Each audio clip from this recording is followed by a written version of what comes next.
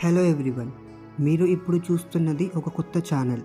ఈ ఛానల్లో సొసైటీలో జరిగే ఇంపార్టెంట్ విషయాలు చెప్తాను. సో మీరు ఇవి తెలుసుకోవాలంటే నా ఛానల్ని సబ్స్క్రైబ్ చేసి బెల్ ఐకాన్ ప్రెస్ చేయండి. ఓకే, ఇప్పుడు టాపిక్ ఏంటంటే కేఐఐటి అనే యూనివర్సిటీలో ఒక అమ్మాయి చనిపోయింది. ఇది ఆత్మహత్యనా లేదా ఎవరైనా చంపేశారా అనే విషయాన్ని తెలుసుకుందాం.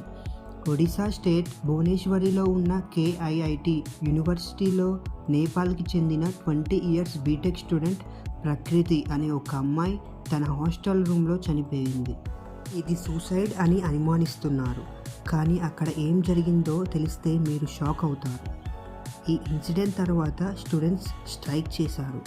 స్టూడెంట్స్ని అడ్డుకోవడానికి యూనివర్సిటీ సెక్యూరిటీ అండ్ స్టాఫ్ స్టూడెంట్స్పై దాడి చేశారు. దీనివల్ల 500 నేపాల్ స్టూడెంట్స్ని బలవంతంగా క్యాంపస్ నుండి బయటకు పంపారు. 30 కిలోమీటర్స్ దూరంలో ఉన్న కటక్ అనే రైల్వే స్టేషన్ దగ్గర వదిలేశారు. ఈ ఇన్సిడెంట్పై ఒడిశా గవర్నమెంట్ స్పందించింది. 3 మెంబర్స్ కమిటీ పెట్టారు.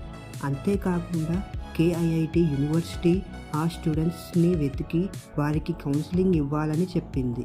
ఇది చిన్న విషయం కాదు అని ఒడిశా అసెంబ్లీలో పెద్ద చర్చ జరిగింది. స్టూడెంట్స్పై దాడి చేసిన అధికారులను సస్పెండ్ చేశారు. నేపాల్ గవర్నమెంట్ కూడా ఈ విషయంపై స్పందించింది. ఒడిశాలో న్యాయం జరగకపోతే అక్కడ యూనివర్సిటీలకు వాళ్ళ కంట్రీ నుంచి స్టూడెంట్స్ని పంపము అని హెచ్చరించారు. రోజుకి ఇలాంటి విషయాలు చాలా జరుగుతున్నాయి. మనం ఏం చేయలేం. కనీసం ఈ వీడియోని షేర్ చేసి సొసైటీలో అవగాహన పెంచుదాం. Prevention is better than cure అని అంటారు.